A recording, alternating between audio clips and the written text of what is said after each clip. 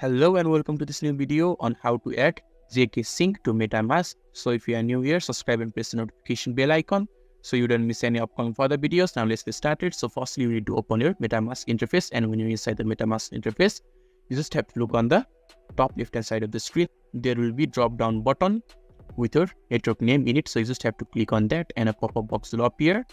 And on the bottom of the pop-up box, there will be add network. So you just have to click on that add network, and add network interface will be shown to you. And inside the network section, there will be name of the multiple networks that you can add.